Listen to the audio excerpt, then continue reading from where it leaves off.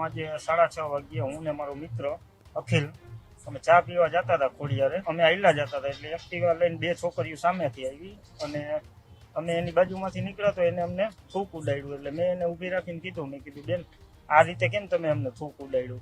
તો એ કે ઉભો રહે, તને બહુ એવું હોય તો હું મારા ભાઈને બોલાવી લઉં. તો એમ કરીને એને એના ઘરનાવને બોલાવ્યા. તો એના મમ્મીને એના કુટુંબી ભાઈને એ આવ્યા અને અમને કે છેડતી કરી એમ કરીને અહીંયા પબ્લિક પ્લેસમાં અમને જાહેરમાં જેમ આવે એમ માર્યા. મને એને કીધું કે તમારે 50 વર્ષનો ધંધો જ આ છે એમ કરીને મારા મોઢા ઉપર થૂક્યો. એટલે હવે મારા વિડીયો એટલા વાયરલ થયા છે એટલે મારે ઘરેથી કુટુંબમાંથી બધેથી એટલા ફોન આવે છે એટલે હવે મને કાંઈ છૂટતું નથી. એટલે હવે હું મરવાનો વિચાર કરીને હું હવે અત્યારે મરવા મજબૂર કર્યો છે આ લોકોએ મને. મારી માંગ એટલી છે કે એ લોકો વિરુદ્ધ એટ્રોસિટી એક ગુનો દાખલ થાય, પ્લસ એને અમને મરવા મજબૂર કર્યા એનો ગુનો દાખલ થાય અને જાહેરમાં ઢોરમાર માર્યા એનો ગુનો દાખલ થાય.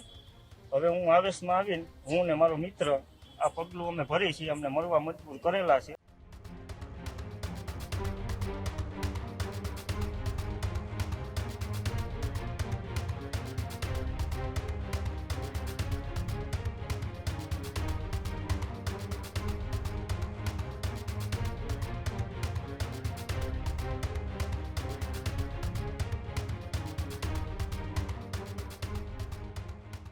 યુવતીની છેડતીનો જે મામલો હતો તેમાં મોડી રાત્રે મોટો એક નવો વળાંક સામે આવ્યો છે. જે રાજકોટમાં છેડતી મામલે મોડી રાત્રે નવો વળાંક આવ્યો છે.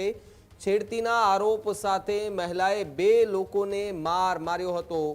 યુવતીના પરિવારજનોએ યુવકોને માર્યાનો વિડીયો પણ સામે આવ્યો હતો. જે યુવકો પર છેડતીના આરોપ હતા એ બંને યુવકોએ ફિનાઇલ પી લીધોની વાત સામે આવી રહી છે. તો બીજી તરફ વાત કરીએ તો વિડીયોમાં જે યુવકો છે તેમણે પોતાની વાત રજૂ કરી અને મોટા ખુલાસા કર્યા.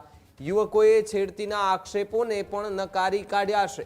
રાજકોટમાં છેડતી મામલે મોડી રાત્રે આ નવો વળાંક સામે આવ્યો છે, જેમાં 2 યુવકો પર આરોપ હતો કે તેમણે ક્રિસ્ટલ મોલ નજીક 2 જે યુવકો છે તેમણે એ યુવતીની છેડતી કરી. જો કે પરિવારજનોને ખબર પડતા બંને યુવકોને પકડી પાડવામાં આવ્યા હતા અને ત્યાં જ મેથી પાક ચખાડવામાં આવ્યો હતો.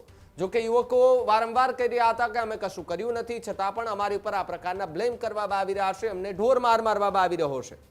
જો કે આ વિડીયો વાયરલ થયા બાદ રાજકોટની અંદર મહિલા સુરક્ષાને લઈને પણ ગંભીર સવાલ અહીંયા ઉઠતો જોવા મળી રહ્યો છે. આવા અસામાજિક તત્વો ટપોરીઓ જે છે તે રાજકોટના લોકો કહી રહ્યા છે કે આવા અસામાજિક તત્વો અને ટપોરીઓ જેવા ગુંડા તત્વો છે તેમને સીધા જ જેલના સળિયા પાછળ ધકેલી દેવા જોઈએ. પરંતુ આખી હકીકત જે છે તે શું હતી એ જાણવાના પ્રયાસો પણ જે છે તે હવે તપાસની અંદર થતા જોવા મળી રહ્યા છે. જો કે મારામારીનો વિડીયો એ બપોરનો હોવાનો સામે આવ્યો હતો અને રાત્રિના સમયે જે બંને યુવકોને મારવામાં આવ્યા હતા એમનો પણ વિડીયો સામે આવ્યો છે, જેની અંદર તેમણે મોટા ખુલાસા કરતા કહ્યું હતું કે અમને ખોટી રીતે બદનામ કરવામાં આવ્યા છે, અમે ઘરે પણ હવે જવા લાયક નથી રહ્યા કારણ કે અમારા વિડીયો ઘર પરિવાર સુધી પહોંચી ગયો છે. અમને લગાતાર બધા લોકોના ફોન આવી રહ્યા છે, અમારી સાથે જેવું તેવું વર્તન કરી રહ્યા છે, અમારો કોઈ વાંક ન હતો છતાં પણ અમને બેફામ રીતે મારવામાં આવ્યા છે, બેફામ રીતે અમને ગાળો પણ આપવામાં આવી છે. હવે અમારું જીવવું મુશ્કેલ બની ગયું છે, એટલા માટે હવે અમે ફિનાઇલ પીને અમે આપઘાત કરી રહ્યા છે, અમારો જીવવાનો કોઈ મતલબ નથી. બંને યુવકોએ એક સાથે ફિનાઇલ પીધો હોવાનો વિડીયો હાલ સોશિયલ મીડિયા પર વાયરલ થતા આ ઘટનામાં એક નવો વળાંક જોવા મળી રહ્યો છે. હું જિગ્નેશ હીરાભાઈ પરમાર.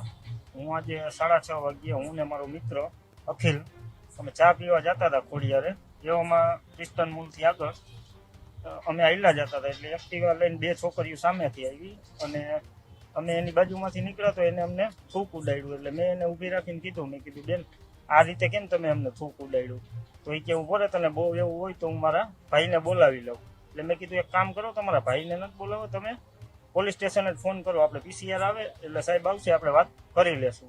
તો એમ કરીને એને એના ઘરનાવને બોલાવ્યા. તો એના મમ્મીને એના કુટુંબી ભાઈને એ આવ્યા અને અમને કે છેડતી કરી એમ કરીને અહીંયા પબ્લિક પ્લેસમાં અમને જાહેરમાં જેમ આવે એમ માર્યા, ઢોરમાર માર્યા. અને મને પૂછ્યું, મને કે કેવા તમે ક્યાં રહ્યો છો? એટલે મેં એને કીધું ભીમનગર ચોકમાં.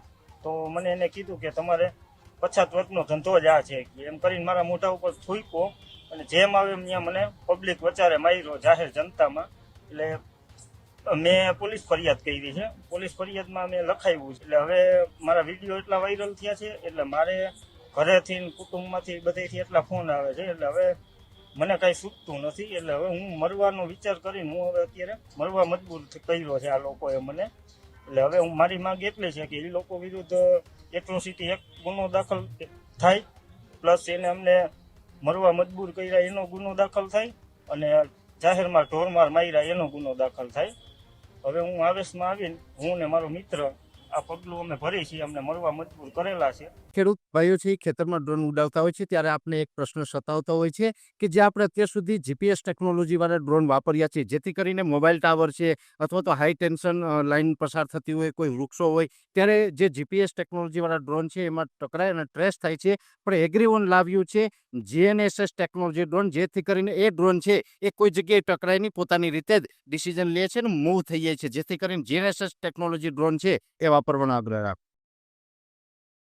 અત્યારે જ ન્યૂઝરૂમ ગુજરાતની યુટ્યુબ ચેનલને સબસ્ક્રાઇબ કરો અને ઇન્સ્ટાગ્રામ અને ફેસબુક પર ફોલો કરો. અપડેટ રહો, સત્યની સાથે રહો.